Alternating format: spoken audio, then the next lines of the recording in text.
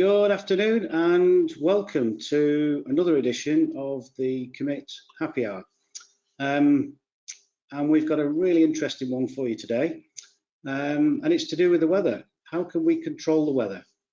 Well, actually, no, it's not quite controlling the weather. And it's not, as one person put it to me, are you going to seed some clouds and make it rain? No, we're not.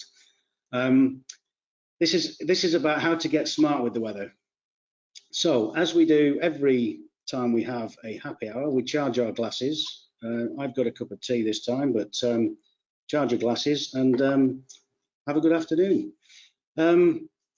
So I am going to now move into the first slide, and I'm just going to talk a little bit about COMIT.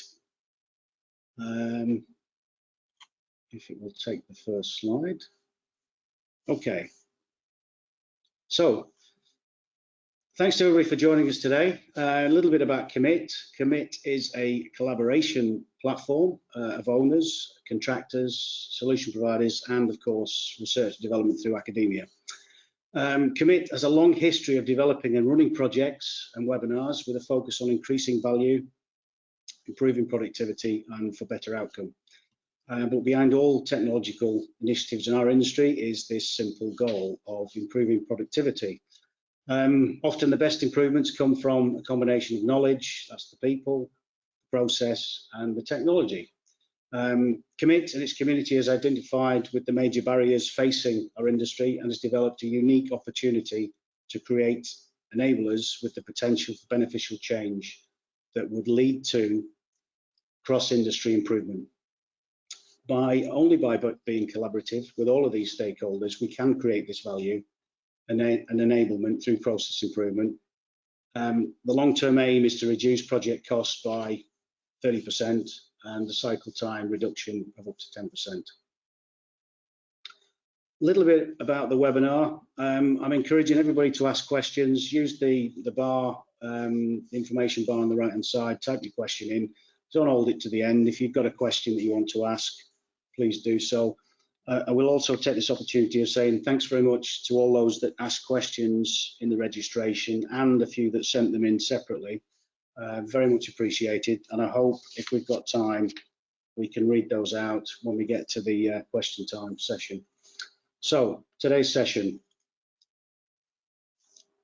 it's about time construction got smarter with the weather. Weather has always been an issue in construction.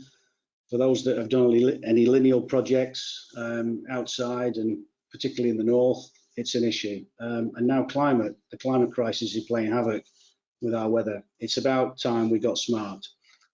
EHAB, or a UK tech startup that developed some new technologies to close the gap with the help of Nuttall and Ferrovial.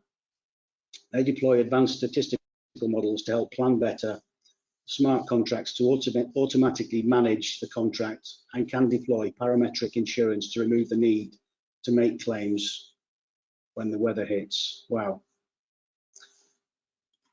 I'm going to introduce today's team. We've got Josh, who's the CEO of EHAB. Hi Josh, welcome. We've got Colin Everson, Head of Innovation at BAM Nuttall. Hi Colin, welcome. We've got Van Johnson, Senior Associate at Clyde & Co. Welcome, Van.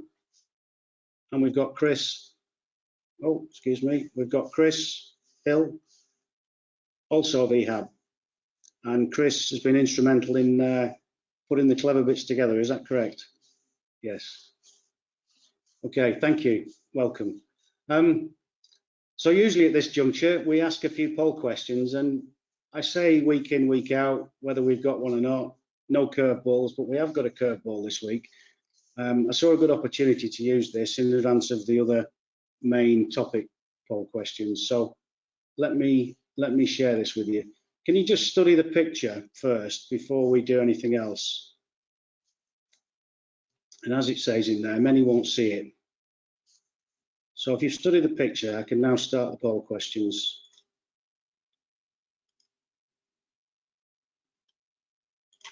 Okay. Sorry you can't see the picture now, but from your memory,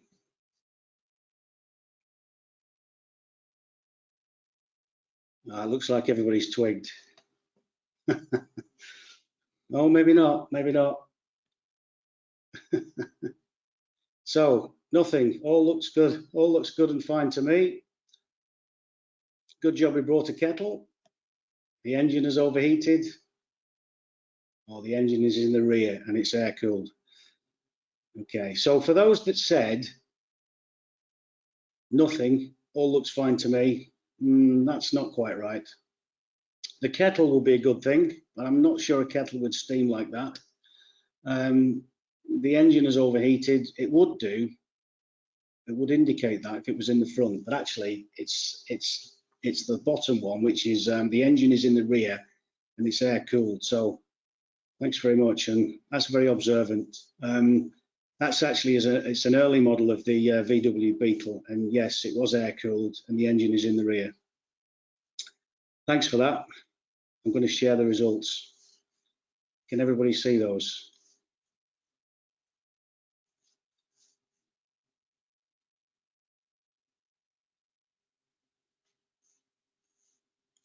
Okay, next poll question. So on to some real questions now. At what stage do smart contracts need to be introduced or implemented? And you should be able to see those on the screen now. So strategic definition, preparation and briefing, concept design, spatial coordination, or technical design.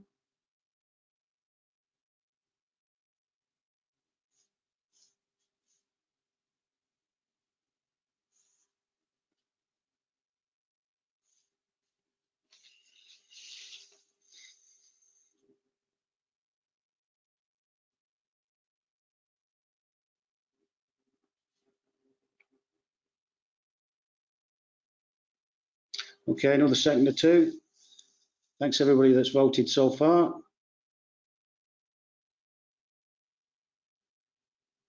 Okay, I'm going to close that out now, and I'm going to share the results. So I'm going to ask the guys now to comment on that. Can everybody see that? We've got 54 have come in at strategic definition, preparation and briefing 23, concept design 15, 8 spatial coordination. Josh, do you want to come in first and make any comment? Well, yeah, that was definitely expecting it to be early in the process, and yeah, strategic definition would be probably the easiest place to get them involved. So yeah, that makes total sense to me. Sure. Colin, you got any thoughts? Van, Chris? Well, I'm happy to see that a large amount of respondents took the earliest stage to get involved or to think about smart contracts, because I always think that is the earlier you can think about these things, the better, and start thinking about responsibilities, start thinking about how things are going to see throughout a building contract and a project. So that's a very encouraging statistic. Yes. Yeah, absolutely. After you've started, it's probably too late, but yeah, absolutely. Well, thank you for that. Okay, so I'll hide that up and let's bring in the next one. And this question is, who should lead on implementing smart contracts? So, is it the legal team? Is it the commercial team? Is it the site team, the exec team, or the planning team?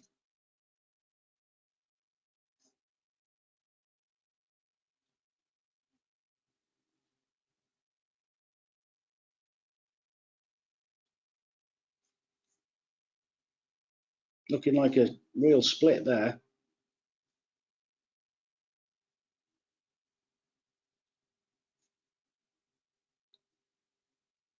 Okay, another couple of seconds. I think a good number of people have voted. Thanks for that. Okay, let me close it up and share it. Okay, guys, what are your thoughts on that? I think just refer back to Van's point that you know, it's quite a change that we're asking people to think about. So, you know, like we've talked about going as early as possible, I think probably leadership by the exec team in order to set the tone, really, I think, and then hopefully other teams will then follow. Yeah, interesting to see that people haven't said the site team. They've got enough to do. They've got to work around it, of course. But yeah, no, that's a very good point, that. Okay, let me hide that and bring in the next one.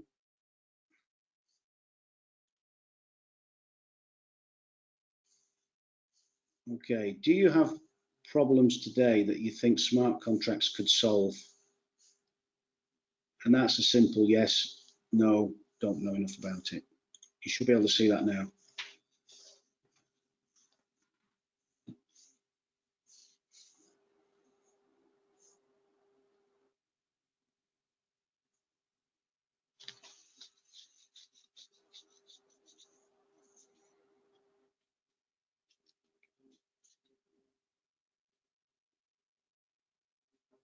Okay, thanks everybody for voting on that. That's near complete. Let me just close that, share it. Okay, so 62% yes, 38% I don't know enough, and nobody said no. So that's really encouraging. Commit, I'll just add, commit as a project, commit to smart contracts. It's a project that's just starting, and there's a lot of interest shown in that so far. And this, well, this just firms up things.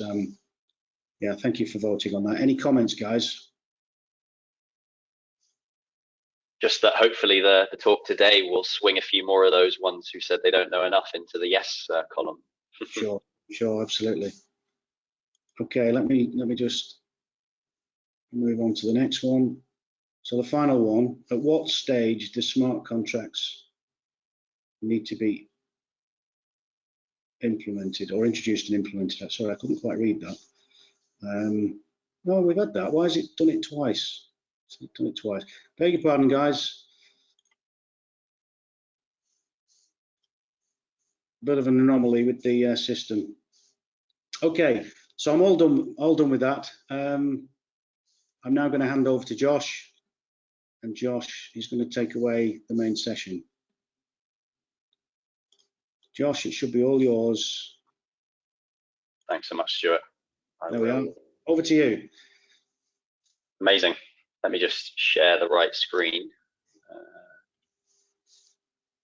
Perfect, it's showing the right screen. So yeah, thanks so much for having me, folks. I hope, yeah, this presentation can shed a little bit more light on what work that we've been doing on smart contracts here at EHAB and with our partners.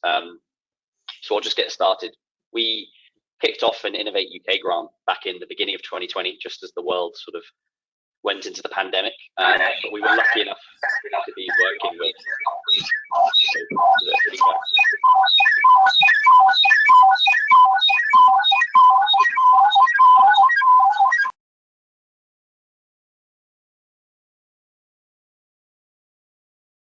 Okay, sounded like aliens were invading just then.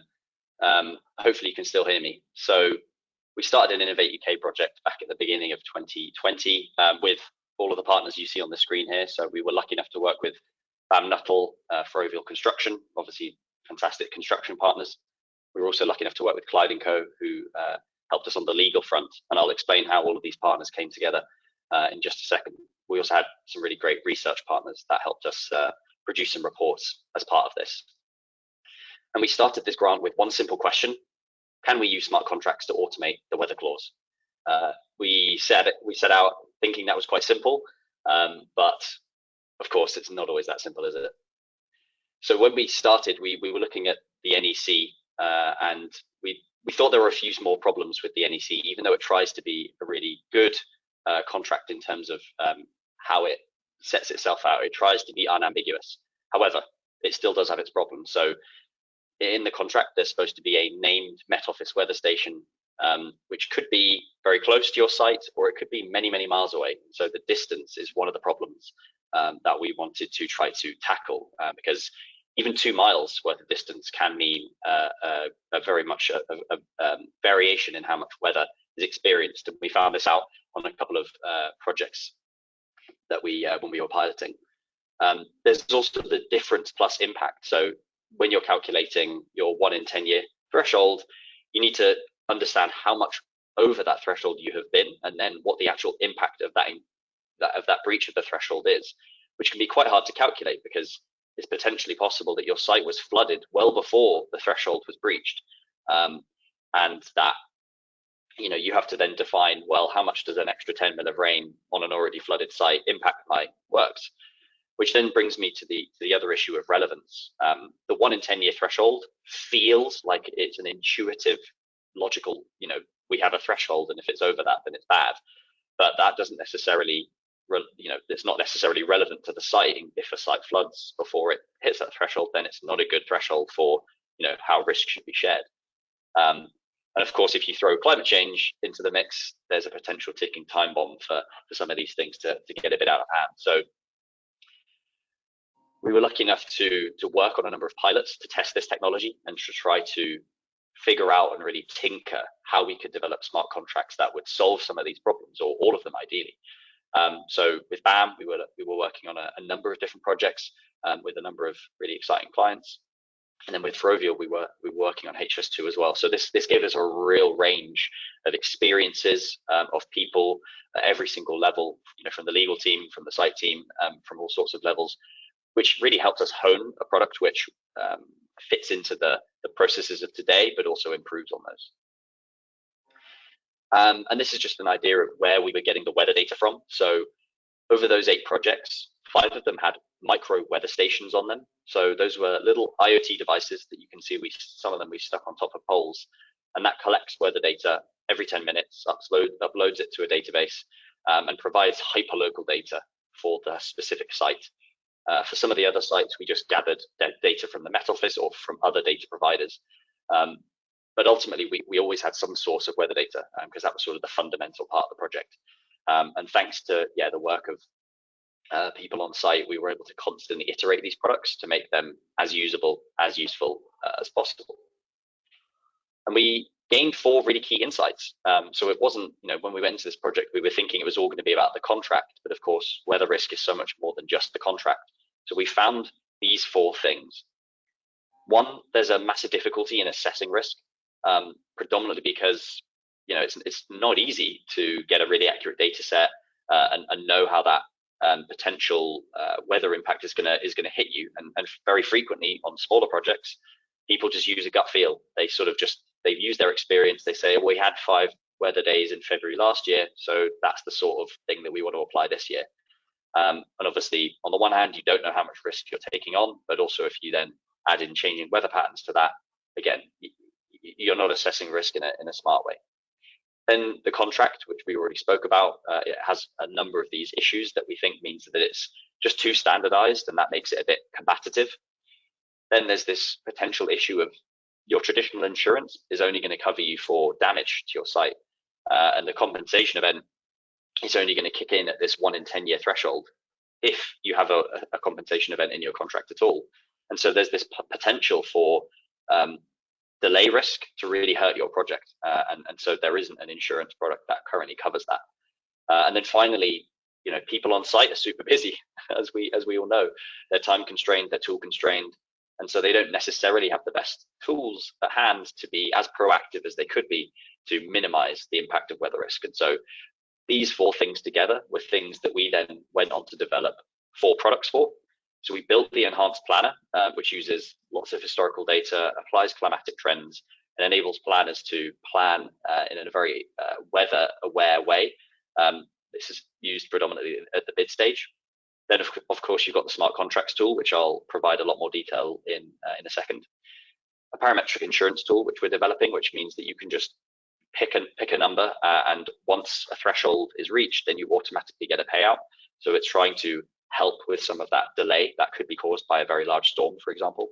And then the augmented site is a weather dashboard that's available for everyone on site to mean that they can get warnings and lots of really useful forecasting data so they can plan weather windows. But today, obviously, I want to focus on the smarter contracts because this is, the first instance of this being used in the industry, which is really exciting. So on the screen is a really basic example of how the current NEC administers the contract. So you have a calendar month, and everything within that calendar month is tracked. You're tracking 4 different weather types. So that's, number of days with rain over 5 mil, accumulated rainfall in that time period, snow on the ground. Can't remember the other one, embarrassing. But you track these 4 elements, and if they exceed the 1 in 10 year threshold, then you have the ability, like I said, to calculate what the impact of that event was. And then if you, are able to argue your case effectively, then you are likely or potentially likely to get some sort of compensation. And the point of this is to be a fair risk-sharing agreement between the client and the contractor. Sorry if I'm teaching people to suck eggs, but just in case people weren't aware. So we developed these smart contracts to do above and beyond that. So really fundamentally, a smart contract is a piece of software code that we've written that watches a specific type of database. And that database is called DLT, or a blockchain. And in our case, inside that DLT, weather data was being stored, weather data from the device or weather data from another provider. And so these smart contracts just watched this data set. And we said, you could define a time frame within the smart contract. So we just kept it as the standard calendar month, but you could do it as a 30-day rolling period, for example. You would then able to add any type of weather, and in whatever way you wished. So again, we just used the standard weather types for these pilots, but you could also add a combination. So you could have wind chill factor, for example. And then you could, in theory, select a 1 in X year threshold, and you could do that for different weather types. So in this way, you could have a more flexible and reactive contract to align with the risks that might be happening on your site. Again, we chose to use the 1 in 10 year just to sort of get the pilot off the ground. And then another element of this smart contract would be that if you wanted to, and if you had the agreement between you and your client, you could have an automated price per day payout for a delay, which obviously brings into question, okay, how do you assess this, etc. But that is how we designed the smart contracts, with this ability to do that. So you don't have to use that, but that is how the smart contract works. And of course, it works all automatically. So the weather data comes into the database. The smart contract sees that a 1 in 10 year threshold has been breached. It sends a notification. It automatically accepts that notification. And then at that stage, you can either assess the event, and you have the weather data that enables you to do so. So how can this help the industry? I think there's 3 key things that we think this sort of thing can be really useful for.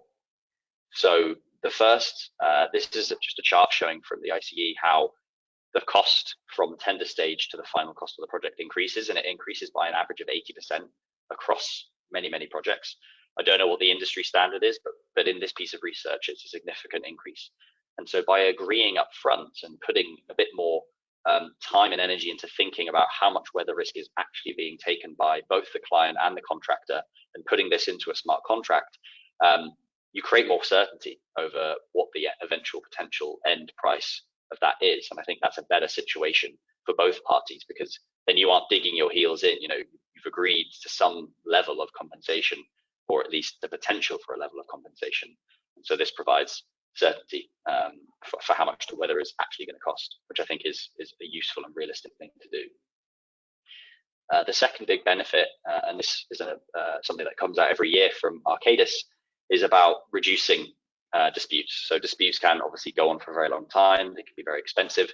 If you are, if you've got $100,000 weather bill that you're trying to claim back for, then potentially having an automated smart contract would reduce that the element for dispute, especially if you maybe have automated some of that payment, and so you just have to discuss the variable costs. We weren't able to do enough pilots to really see what the potential knock-on effects of this would be, but we think this could help, certainly could help in reducing the number of disputes that occur. And then finally, this was some of the anecdotal stuff that we picked up from people when we were speaking at a number of sites about how hard it is to get a claim back in full. Some, if the claim is too small, just won't bother with the claim because they recognize that the cost of trying to get the claim back is not worth the amount of money that is on the table. And then in some cases, 30% up to 70% was described as the amount of money that they would be able to claim back. And so we believe that using smart contracts would create consistency, because obviously everyone would know what is the amount of money that is within the smart contract, and obviously the smart contract administers it as the data comes in, and so there's no room for people to try to win more money or less money. It's a lot more standardized and consistent. So just a couple more slides before I finish. So we think a really good place for smart contracts to start is with framework agreements, right? Where there's a clear incentive for both parties to work together as much as possible, and reduce that friction. And that's sort of what we're seeing with some of the potential pilots that we're going to move forward with. But yeah, that's a good place we think things can start. And then finally is sort of what next? So what would make these even more useful or make them even more valuable? So we think obviously having a fixed price per day for the weather may not be appealing to a lot of projects. And so it would be about how can we automate the assessment process? And so looking at the types of data sets that are now coming available, drone and satellite data could definitely help track the amount of movement and the amount of plants that is shifting around on site. Especially if people have wearables, then you could use that data to infer the general productivity of a site is maybe 10 kilometers of movement per day per person and 20 kilometers a day per piece of plant. And then you could measure, well, over the course of that compensation event, how much was that distance reduced? And then you could infer a reduction in productivity from that number and from that data set. And so that's the kind of thing that we think would be very much possible and really interesting to apply to the smart contracts if, again, both parties can agree, because then you could automatically say, great, £13,000 we think was the amount of money that was reduced from our ability to deliver the project because of this event. And then finally, as Stuart mentioned, there's loads of other potential use cases for smart contracts in the industry. And if you have any questions about more technical questions, then please ask Chris, because he built the actual smart contracts. But as a high level, the way that we've designed it is that any sort of data set could be applied to these smart contracts. So we could, very much automate other elements of the contract as well. It just requires a good and accurate data set to automate or to create a trigger for the smart contracts. So that's me. If you want to get in touch with me, if in case there's way too many questions over the course of this talk, then please, my email's on screen there, but I'm sure I'll be able to send it to you afterwards. And yeah, thank you so much. Thanks, Josh. That was superb. Everybody else can come back in. I'll just take back, let me just take back control. 1 second. Okay, yeah. Yeah, no, super.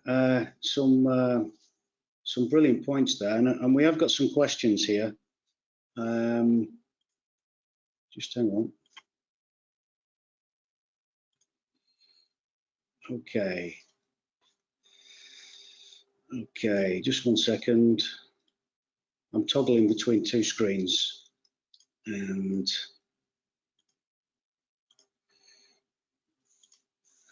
it ain't working. Okay, I'm going to have to leave it at that. 1 second. Okay, so I've got some questions here which came in earlier. I think from the points you made, smart contracts. So I'm going to ask the question, but I think we know the answer. Smart contracts, could they be used to seek competitive advantage?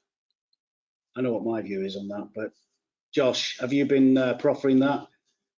Colin, yeah, I think you're the contractor. You're going to have a point on this as well. Josh, do you want to go first and then let Colin have a go?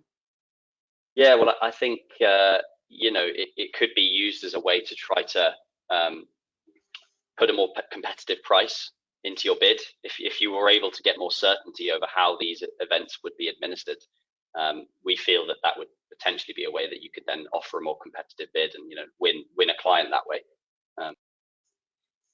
Yeah. Colin, contractor's hat on. Yeah, I think what we've over the course of the project, the 12-month project that we had supported by Innovate UK, we spoke to lots of different projects and lots of different people, and I think there was certainly no shortage of everyone's got a story to tell about how weather has impacted or is actually impacting their current projects.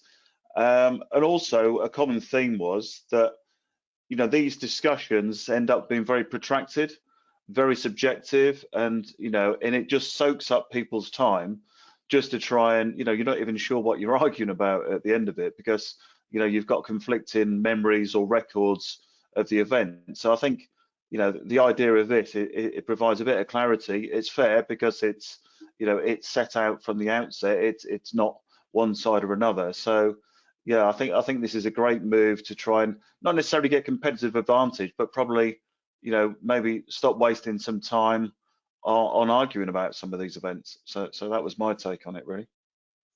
Sure. Any other comments? Van, have you got any thoughts you'd like to add to that? Chris? Well, just to piggyback on what's already been said, I think that it's definitely advantageous if you can answer the question before the question is asked. So a smart contract and this process enables parties to do that and to have a plan on how it's going to be dealt with. Sure. Very clearly at the beginning, and as Colin has said, you know, not wasting all that time and headspace to argue about things that you don't really need to argue about if you had decided up front what to do about it. Yeah. Okay, thanks guys for that. I've got a note. Do take the opportunity, send the questions in, keep them coming. I've got a note from Sarah that says, just a note, what you're talking about is not fully automated. It's a smart component or process. While she adds that smart contracts for the whole project and process is very, very difficult to install, which I agree with, and I'm sure everybody else does as well. Construction is a very complex process. Yeah, absolutely. So I've got another question here that comes in from Peter Daly. Thanks for this, Peter.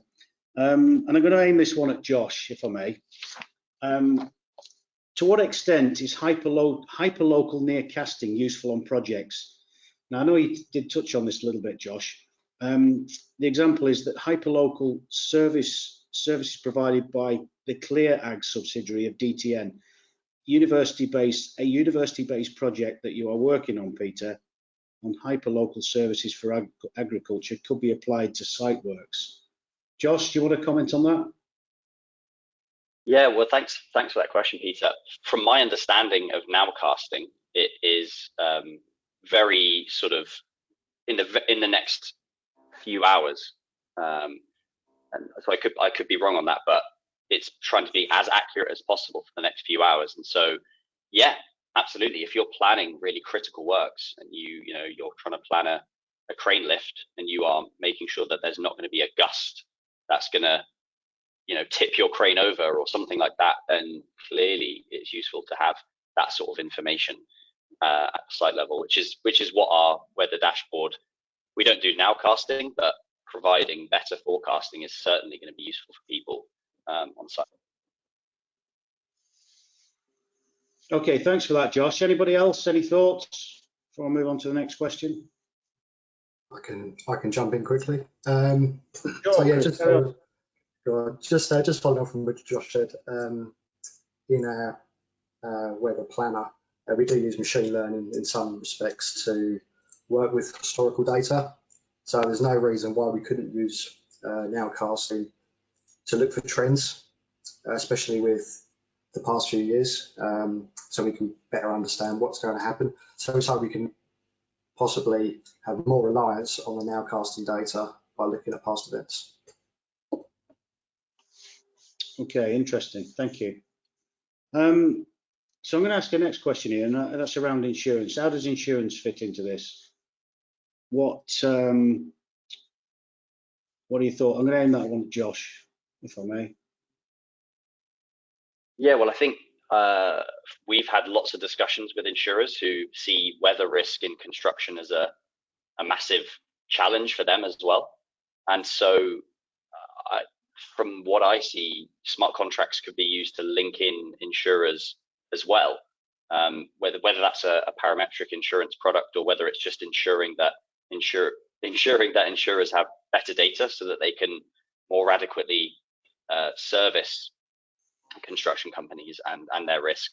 So I think, fundamentally, parametric insurance can be built on top of a smart contract.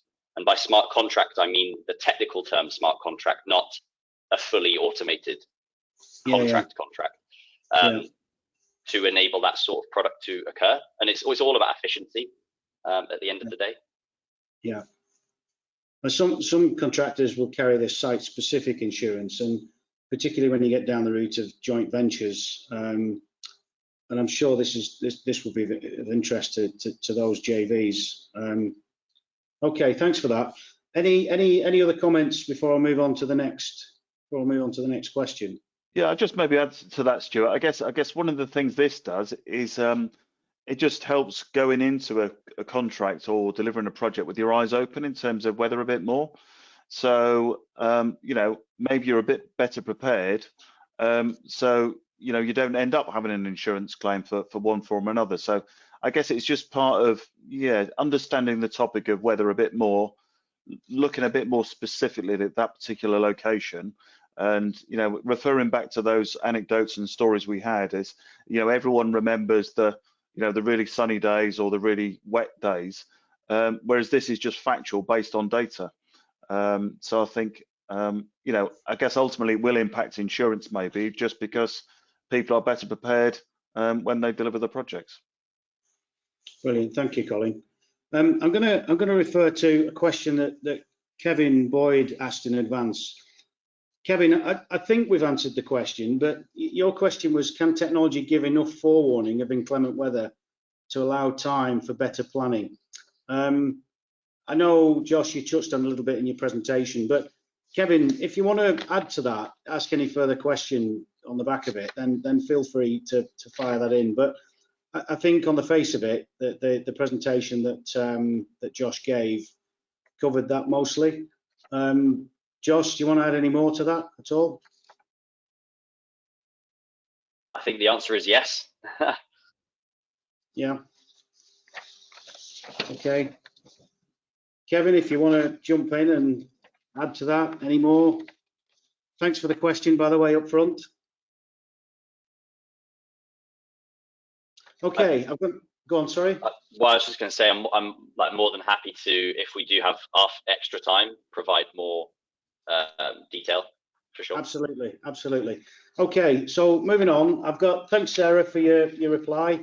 Sarah says she completely agrees that all of this is about understanding risks, processes, budgets, and of course contingencies, and avoiding the capricious contract administrator's discretion. Beg your pardon. I've got this on a separate screen that I'm reading. Thanks, Sarah, for that. Okay, so I've got another question here from Jaroslaw. Thanks for this. The example of data and weather used for machine learning will be different from the weather and from climate change. I think we discussed this earlier. Josh, do you want to start on that? Oh no, I'm going to hand over to Chris. Oh, are you? Okay then. I'm not dropping you in it, am I, Chris? Over to Chris then. No, it's fine. So with regards specifically to the smart contracts historic data that we would use, I mean, we all know the weather's getting stranger as the years go on. So the 1 in 10 values that we use conventionally are 40 years from 79 to 2010. What we're trying to do at EHAB is a little bit different. So we understand that the weather for the past few years is more prominent to the accuracy of our contracts than whatever happened in 1985. So what we do is that we weight the data. So the past, as we go back in time, the years and years get less relevant. So the output from what we implement in smart contracts is that we have a more accurate 1 in 10 value for these smart contracts. Okay, thank you for that. I've got another pre-question that's from Avias Crummins at McDermott, and I don't see him on the call at the minute, but the question is this about his interest in the topic. It's much about education, as we discussed the concept in another collaborative platform years ago, but people weren't ready for it then. I think he's asking the question in a roundabout way, are people ready for it now? I mean, I go back to the projects that I've worked on, and the difficulty has been managing the program around the weather. And of course, if you're moving weather susceptible material, you don't plan to do it obviously in the inclement periods, but of course you do get inclement periods even in the supposed dry spells. I think what he's asking is, are people ready? I think they are. What do you think? I mean, Colin, you know, being a hard-nosed contractor, you know, working with the weather is something that you learn to do, and you hope that the weather's in your favour when you actually go and do weather susceptible work. And if it isn't, well, depending on where you are, if you're on chalk, you park up for half a day, and then you go to work the next day. If it's alluvial or clay deposits, it's a little bit more tricky because you've got to really wait for it to dry, or make sure your dewatering processes are in place, and you can actually go to work when, you know, when the water's shed from the project. What are your thoughts? What are your thoughts on that? Are people ready? Yeah, I mean, I guess that, yeah, the art of contracting is about assessing the risks and taking a view on how you can best manage them. So, you know, when you're coming up with your price in the program, you're trying to take all these things into consideration, and it's, you know, I guess it's always been a bit of a black art. But I think, yeah, certainly the discussions that we were having, you know, recently, certainly with our legal team, they were aware of the topic of smart contracts. You know, as far as they were aware, nothing had really been implemented in construction, but I guess they were just reading around the topic, you know, in terms of the legal sector. So I think probably there is a bit more appetite. People are starting to, you know, get a bit more familiar with the topic. You know, it's coming up in various presentations and conferences. So I think maybe people are, you know, certainly more willing to listen. The discussions that we had we certainly had quite a few discussions with the Environment Agency, because we used one of their projects that we were delivering as part of the pilot during the innovation projects.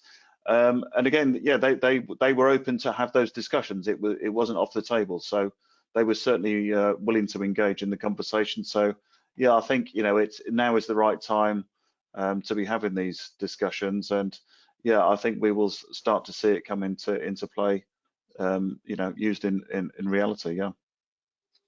Okay, thanks for that, Colin. Can I just ask Van a quick question? Before we had this facility, this offering, what did you know, or how did you get involved in disputes or weather-related issues that involve on construction projects, if any? Is it only just recently that you got involved, or is it something you've been involved in for a long time? Well, I've been involved with the construction law for about 15 years, and recently, and I would say in the past couple of years, I have come across disputes related to weather, and more so the effects of the weather rather than the weather itself. As a transactional lawyer, what I have been trying to do is just be very clear about weather when drafting contracts, which is why I'm super keen on this application and this program, because it's just there. I think there is going to be a greater propensity for disputes, for well, an increase in parties managing the risk of weather, and it is now going to have to be a very conscious thought in the forefront of everyone's mind when they are negotiating their contracts and getting into a building project. It's Yeah. not like before where it's, oh yeah, it's the weather, like we want to think about it, we'll strike that through, or okay, if it's really bad, we'll take it into consideration, and then you kind of go on to the next topic. I really think that as time moves on and as climate change becomes increasingly apparent, that it's just going to be a big topic for negotiation, for management, from the upfront, putting the contract together, through the entire build project, and possibly even after the project is completed, and for that period of time that a contractor has to keep his eyes on something in case there is a defect that shows up that may be as a result, that may be because of weather. I don't know, but I just think more as time marches on, it is just a much bigger topic anymore. Sure. Well, thank you for that. I've got Kevin. Kevin has come back. Thanks, Kevin, for your reply. Kevin's asking an associated question which came to mind was, how receptive are the planners to use smart contracts? From experience, it's often not the technology that is the main barrier, but getting people to use the technology and change the way they work. Who wants to take that one? Josh, any thoughts before we ask Chris and Colin? Yeah, well, I think sort of like in the poll question, and like Colin mentioned, that, well, no one's really using the smart contracts. That's kind of the beauty of them, right? They just sit in the background and they run. And of course, you have to do a little bit of work up front to make sure that you agree to them. So when it comes down to it, the other parts of our software, the planning tool, that's what the planners tend to be using, and that's all about modeling and modeling risk. But the smart contracts themselves are, you don't actually have to use them. So yeah, that's what I'd say to that. Yeah. Okay. Anybody else want to pitch in? Colin, Chris? Yeah, I was just going to refer to although it's not necessarily the smart contract, but the planning tool aspect. I remember we were talking about, we've got this new tool that helps you do this, and I think there was a little bit of kickback going, oh, it doesn't replace what a planner does it? And we're going, no, it's a tool that can be used alongside. We're not trying to replace the knowledge and the experience of the planner, building up their program and structuring the program, putting the durations and the sequence together. It's just an advisor, if you like. It's a factual advisor. So I guess, the smart contract aspect of it is to replace, the manual task of saying, right, I'm at the end of the month, let me trawl through the records. I mean, that just makes complete sense just to try and automate that side of it. But the planning tool side of it does not replace the knowledge and the experience of the planner. It's an aid to give them a better, chance of making an informed decision. Sure. Okay, good. Well, thank you for that. So I've got a question here, and I know the graph that the ICE graph, or refer to the ICE graph. This question is about regions, and this is from Stefan at Deloitte. And Stefan's asking, which regions of the world are construction projects most impacted, and how does this impact costs? I think what they're saying is, where's the weather the worst in the world for projects? I don't suppose we know that, do we really? Or do we know that? Is that something you've looked at? I think it's the US. Is it? And I think that's like a factor of also the value of the projects, as well as if they've got earthquakes, they've got lightning, they've got the whole. Although I was speaking to a company in Hong Kong, and they have typhoons quite frequently as well, and obviously the climate change is altering how those typhoons and how powerful. So I think the UK maybe gets off lightly, but equally, it does rain quite a lot here. Well, I'm not. Yeah, I could say a few things about the north, but I'm old enough, through fear of reprisal. Although it's not all that bad. I've got one other comment from Peter at HS2. Thanks, Peter, for your comment. I hope what you've learned, what you've seen, what you've heard today is giving you a bit more of an understanding. If not, come back to us and we maybe answer some more questions. We can do it offline. Peter's on HS2. Okay, I think we've asked all the questions now. I don't think there's anything else here. We've gone through the full list. So yeah, I know there's a lot of interest in. There was a lot of interest in the run into this to see what it was all about, because everybody that's been involved in projects they've had some, there's been some impact on their project. It's less of an issue where you've got a building with a roof on it, but of course the outside jobs, the roads, the infrastructure, the railways and whatever, it can be a bit of an issue and play a big part. So I think it was a great session today to listen to. I really hope that people are engaging in this and come back to us and start to ask more questions and want to learn more. I did mention early on about the smart contracts project that COMIT's running with its members and yourself, Josh, and the team.